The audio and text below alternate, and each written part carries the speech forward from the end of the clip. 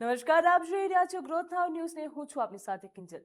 સમાચારની શરૂઆત કરીએ તો ગાંધીનગરથી સમાચાર સામે આવી રહ્યા છે, જ્યાં ગાંધીનગર જિલ્લા પંચાયતમાં નવા હોદ્દેદારોએ સત્તાવાર રીતે પદભાર સંભાળ્યો છે।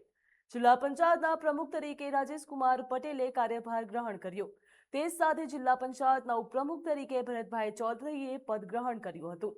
સ્થાનિક સ્વરાજની ચૂંટણી પૂર્ણ થયા બાદ ગાંધીનગર જિલ્લા પંચાયતના નવનિયુક્ત પ્રમુખ અને ઉપપ્રમુખના પદ ગ્રહણ સમારોહનું આયોજન કરવામાં આવ્યું હતું, જેમાં આગેવાનો અને કાર્યકરો મોટી સંખ્યામાં હાજર રહ્યા હતા। નવા હોદ્દેદારોએ જિલ્લા વિકાસ, ગ્રામ્ય સુવિધા અને લોકોના પ્રશ્નોના ઝડપી નિરાકરણ માટે કામ કરવાની પ્રતિબદ્ધતા પણ વ્યક્ત કરી હતી।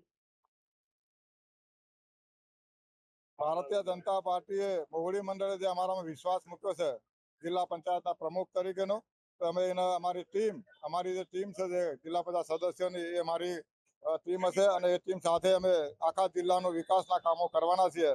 વિકાસના કામોની અંદર અમારું પ્રાથમિક જે છે પહેલું પ્રથમ એ આરોગ્ય ક્ષેત્ર છે। આરોગ્ય ક્ષેત્રની અંદર ગામડાના છેવાડાના માનવી સુધી કોઈ પણ જાતની કોઈ મુશ્કેલી ના પડે કોઈ માદગીની અંદર, એની પણ અમે ધ્યાન આપીશું। એ સાથે શિક્ષણની જ્યારે વાત કરીએ તો શિક્ષણના અંદર પણ ઘણી જગ્યાએ એવું પણ બનતું હોય છે કે ભાઈ દીકરીઓ ભણતી હોય અને એ લોકોને પૂરી સગવડ ના હોવાના કારણે વચ્ચે છોડી દેતા હોય છે, તો એ લોકોને પણ અમે મોનિટરિંગ કરશું અને એ લોકોને પણ ચાલુ રહે શિક્ષણનું લાંબુ ભવિષ્ય એ લોકોનું બને।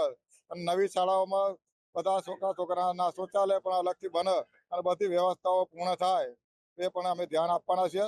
એ સાથે અમારું ઇન્ફ્રાસ્ટ્રક્ચર જે કહેવાય છે, આપણું રોડ રસ્તા એના ગામડાના કનેક્ટિવિટી જે છે બધાને મળી રહે અને શહેર જેવું ગામડાઓ બને એવું અમે લોકો આયોજન કરશું અને ભ્રષ્ટાચાર મુક્ત પ્રયત્ન કરવાના છીએ કે ભાઈ જ્યાં સુધી પ્રયત્ન એવો હશે કે ગુણવત્તા મુજબના રોડ રસ્તાઓ બનાવવા માટે અમે જિલ્લા પંચાયત અમારી ટીમ કરશે અને ટીમને સાથે રાખી અને સૌનો સાથ, સૌનો વિકાસ કરશું એવી અભિલાષા સાથે જિલ્લો ચાલશે। જય હિન્દ, જય ભારત।